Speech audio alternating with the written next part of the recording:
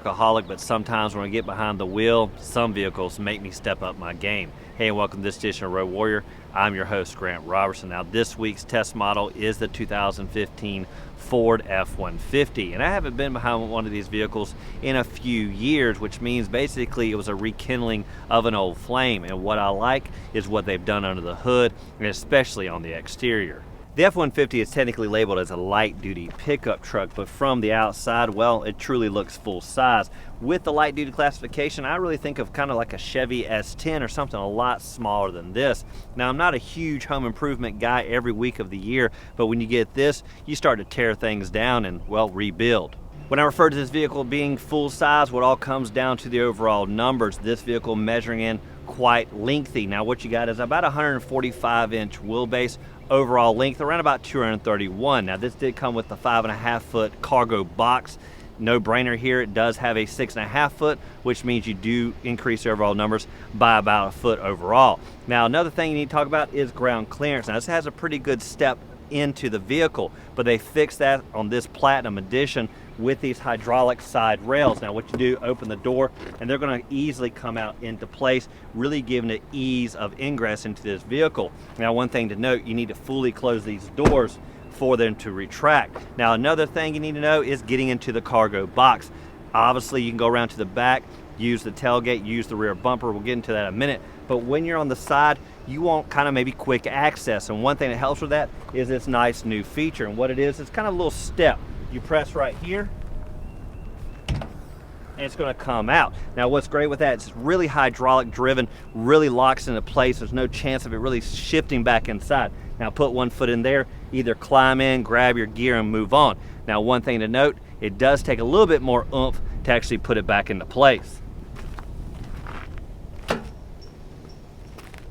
I'm not sure who started, but I assume the truck industry really started the guerrilla warfare that we see, and what I'm referring to is that huge pronounced front end that's across the industry. Now, Ford has replicated it here, really starting with huge horizontal slats, the huge Ford oval right there front and center, really kind of mixed in with a little bit of grate in between. Now, this is adorned kind of in a chrome accent, really contrasting the body color all the way around. Now, some other chrome accents really low on the bumper and around the vehicle. Now, as you sweep over to the headlights, this is a unique design for this F-150, really state-of-the-art and really separating it from the competition, giving it its own unique design. Now, what I like about it is they use LED headlights and a specialized lens cover. Between the two combinations, better efficiency with the bulbs themselves, longer longevity, and of course, better throw of headlight beam. One last unique feature about the front headlights is the wraparound tube lighting that really kind of outlines that whole headlight assembly. Now, this is going to give it a unique approach at night, really let people know what's riding behind them when they look in the rearview mirror. The F-150 follows the family tradition, and what I'm referring to is the new Ecoboost engines, really delivering that turbo engine in kind of smaller power plants, but giving you your best bang for your buck. Now, what we have here on the F-150 is two V6 options, either the 2.7 liter Ecoboost or the as-tested 3.5. Now, what's great with the 3.5 is it's the best bang across the board, really even beating the 5.0 liter V8 standard engine. Now, when you look at the horsepower numbers, what you've got is around about 365 horses and 420 foot-pounds of torque here on this particular model. Now, that compared to the 5.0 liter V8, now that's going to deliver around about 385 horses and 370 foot-pounds of torque. Now, when you step down to the 2.7 liter Ecoboost V6, well, it's still decent horsepower, around about 325 and 375 foot-pounds of torque. Last but not least is the same 3.5 liter, but in the standard V6. Now, it's going to have decent horsepower, just the same, around 283 and 255 foot-pounds of torque. At the end of the day, what does it all mean? Well, towing capacity. When it comes to the as-tested 3.5 liter Ecoboost, well, it's going to deliver over 12,000 pounds of towing. Now, that easily exceeds the standard 5.0 V8, which is around about 11,000 pounds. One way to realize this vehicle is the Platinum Edition. Well, look no further than the huge chrome adornment at the back end. Now, when you swing around this, well, this is the business end of any vehicle, specifically a truck. And what I like first is right here at the tailgate. There's a lot going on. First of which is the backup camera. Now, what I like, and we'll see it in a minute when we get inside, is really that split huge 8-inch screen. It's going to give you that 360 view all the way around the vehicle and kind of a bird's eye view of this rear tailgate. Now what's even better, there is a magnification, which means you can isolate this camera specifically for that huge screen. Now what that does is really allow you to look right over this hitch, and there's actually an indicator as you turn the steering wheel that's going to let you know kind of which direction you're going. Even better, as you back up, all that coupled together really allows you to kind of couple up to your trailer without even a spotter.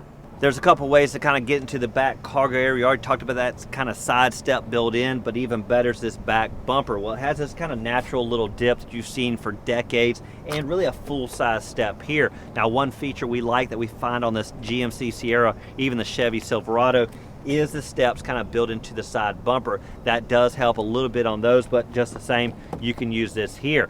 Now, when accessing the rear cargo, you're naturally going to drop the tailgate. Now, this does have an electronic handle. There's no manual lift here, just press the button. Even better is it has the ease down technology. No reason this is going to bang into place, really kind of ease down and make it a lot smoother. Now, another way to get into the rear cargo area is really hidden right here, and that is a back kind of ladder step. Now what that does is really swing into place, and it seems a little bit awkward looking at first, but it makes it a lot easier to get into this box. When you climb inside the box, well, the first thing I noticed was the spray-in bed liner, kind of the industry standard now. None of those rattle into place kind of bed liners we know from the old decades. Now, what I liked, well, really was the overall dimensions. What we have is just over 4 feet between the wheel houses, easily going to handle any plywood. As for the inside length, well, just about 5.5 feet long. Well, that not obviously means your kind of 8-foot boards are going to swing out to the back, but that's easily going to be handled by that rear tailgate. Now, one thing to think about really is lighting. It's a kind of an afterthought, but sometimes you work at night where you need to have it nice and kind of lit back here. Well, there's lights built in here and naturally the light up here. Now, one last feature I like is this little beam right here. It didn't seem kind of like a natural understanding of what it was. It all came in when I carried a kind of a 12-foot board. What happened, there was so much hanging out, kind of cantilevered, and it naturally wanted to tip out of the box. Well, that board came up, caught right here, and held in place just fine. Anytime the rear tailgate's down, it's going to expose your items to being slung out the back, but one way to fix that is with this cargo kind of box extender. Now what it does is swing into place 2 different sections, and you're going to lock them in right here, really twisting these handles, making it one big gate. Now you can look at this kind of as a baby playpen for your cargo box. Now it seems kind of weird right here, and you could actually put this tailgate into place, making a little corral just the same. But the way this really should be used is swinging up, rotate it into place, locking it down right here, and that's going to allow you to kind of put this items on the tailgate, really housing everything in a nice secure area. When you don't need this, simply fold it out, tuck it out of place. One thing I was surprised about was the amount of range on this particular model. Well, I found out later, well, it's got a 36-gallon extended tank. Now, it really helped with the overall range, and one thing that helped when I did need a fill up was the ease right here. Now, this gas kind of panel here doesn't lock when the vehicle's locked. One added security I like to see kind of put in place, but what's great is there's no cap. Now, this is kind of coming across the board, really making this one less step at the fill up, making it nice and simple, get in, get out. When it comes to safety, again, you do have the backup camera, but it doesn't hurt to have the backup sensors. Now, these are ultrasonic, really getting you into those tight spots. Even better is the cross-traffic awareness, something you're really going to need on a vehicle this big. Now, as for towing, you do have the receiver here. We used it quite a bit. Even better, the dual hookup harnesses, depending on what you need for that particular trailer. Once inside the F-150, it's maybe one of the biggest places you're going to find that really doesn't feel like a truck, and it all starts with the seating. Now, this is the Platinum Edition, and well, there's a lot of bells and whistles that go with it. The first of which is the heating and cooling feature. Now, it's about, I don't know, 9 degrees outside, and during our various stints, we went to the beach, and the heating and cooling down of these seats really comes into play depending on temperature. Now, what we found was with the amount of glass, well, when the heat's really coming in with the sun, well, that one particular seat's going to heat up. Now, even though these have huge AC vents, one thing that really helps it kind of really cool down is just pressing that button. One area where they don't really measure cubic feet is, well, in the console area, because most times it's really not that big, but on this bad boy, it's humongous. Now, when you dive inside, well, it's pretty much going to house anything you can throw in there, maybe even small luggage. What I like is they do have this kind of little small tier that you can put up to hold small items. Otherwise, you can store purses, ladies' things, whatever. Lock this particular console and forget about it. For a huge truck, it's to be expected to have a huge steering wheel and really has all the controls you need at your fingertip. Now, the right side is really for entertainment, Bluetooth technology, volume controls, that kind of thing. On the left side, more for operation of the vehicle. And one thing I like is the adaptive cruise control. Really the ability to kind of set cruise, forget about it. As traffic kind of builds, it's going to slow down automatically. And you're going to use this button here to kind of set your space in between all the other vehicles. Now, this here is a different modes for the LCD screen. Let's dive in there and look at what that does. For the gauge cluster, you're going to find the old standard analog speed and tachometer, but you're going to find a huge digital readout in between. Now, what I like to look for is the digital speedometer, and that's really right there front and center, and it does have other digital readouts for temperature and, of course, your fuel consumption. Now, if you want to fine-tune these selections, simply go through the numerous choices you have here. Now, one thing we did like is it gave you the ability to kind of monitor your towing. Really, when you hooked up to a trailer, it tells you what the lights are doing. In one case, we kind of had a little short circuit in a wire, let us know that the lights really weren't working, that we needed to fix them. When it comes to driving the new age of trucking, it doesn't come down to working hard, but working smart. And all it really comes down to sometimes just the press of a button. One of them being really the telescoping of this steering wheel. Now, this is power control, really allowing you to tilt, telescope with ease. Another button you want to know is right here. That's going to be kind of the lane departure. Now, we found this on another vehicle where you couldn't turn it off. This one you actually can. Kind of sets up the radar, so when you kind of go left or right, it's going to let you know. Another nice feature is the ability to adjust these kind of pedals down here. That's going to be a kind of an up and down arrow. Press it's going to bring them forward. Press it again, it's going to take them back. Again, accommodating various drivers. Now, before we dive in and look at the huge oversized screen, a couple more buttons to talk about, and really the traction control turn off is here, and the 360 view. Now, this is really great because on a lot of vehicles, you're not getting that front view like you see here, allowing you to kind of get in those tight spots and really monitor what's up in front just the same all the way around. Now, you can hit that a couple times. It's going to go through the different functions. Now, one thing I like is the quadrant view that you have here on the touch screen. Now, this is really not across the board on all vehicles. Most of the time, you're going to get one screen. You have to cycle through them. This one's going to give you a lot of information at one time. And again, if you want to kind of get in close, simply press on that quadrant. It's going to go full screen. If you want to go back, simply hit the home button. Now, below is just kind of a minimized buttons that relate to the stereo. I like the fact we have huge oversized knobs, and these are really referring to your presets.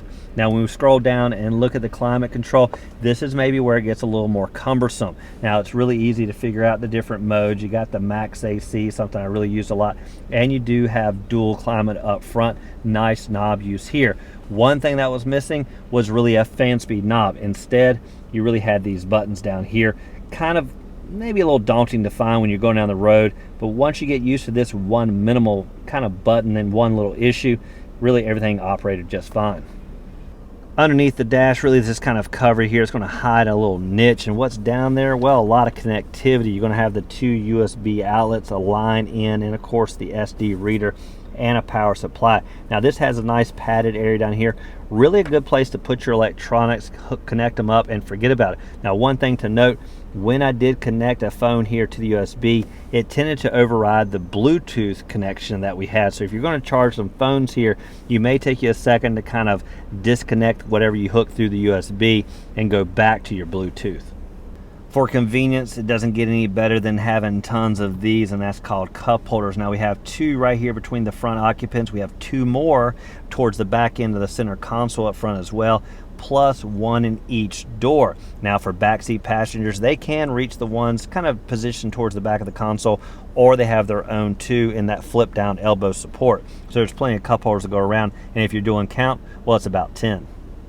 It's not often to find kind of an open air feel in any truck. Well, they definitely put it in here. Now, what you're going to find really is a screen first, and that's going to give you just a kind of a view of the stars up above, or a nice sunny day like we have here. Now, this screen will stop midway, or you can open it up like we see. Even better, if you want to kind of give that open air feel, well, simply take this glass and slide it back. Now, it's going to give you a lot of airflow and really turn this truck more into a two-door convertible. Once you're in the back seat, well, this is where it's going to get cramped in any truck. Well, everything but the F-150, because there's plenty of leg room wherever you sit. Now, when you look at the numbers, well, they're equal, just about 44 inches up front and just a hair less in kind of the mid 43 inches in the back. What does that mean? Well, pretty much everyone's going to be happy. And what I like is this kind of implied bench style seating. Now, it is slightly upright, and of course that's to be expected since you have the rear wall here, but really comfortable. Even better when you have two occupants back here. Well, nice elbow support. Now, even better, there's not cooled down seats back here, but there are heated for those kind of cold temperature days. Even better, great vent circulation, really focused right in the center of the vehicle, blowing plenty of air back in the back. If you've ever been like me on a trip and you kind of forget that charger, well, you know there's one that goes in USB and one that goes in the old standard house outlet. Well, sure, most vehicles have the good old USB, but in some cases you just don't have that connection. Well, in this vehicle, well, you have this nice connection like you have at home, here in the back, and one on the front dash. What you're going to find on most trucks is really three separate panels, the left, the middle, and the right. Well, here on Ford, they simplified things, making it a lot more sleek from the outside. And what you're going to see is really one universal panel here and here, all one panel that's all created together. What that's going to allow you to do is have a lot more ease of operation when it comes to the power opening system here. Now, what you'll see also is this one uniform defrost system. Really, all the grids going all the way across, where on other models, that's just not the case. With so much space in the second row, heck, this is just as much cargo as that rear bed, and it all really kind of comes into this area, and what I'm referring to is underneath the seat. Now, in most cases, this used to be an area that was built up and, well, not usable. Most of the time, it would flip down, fold flat, and have a pretty decent amount of cargo.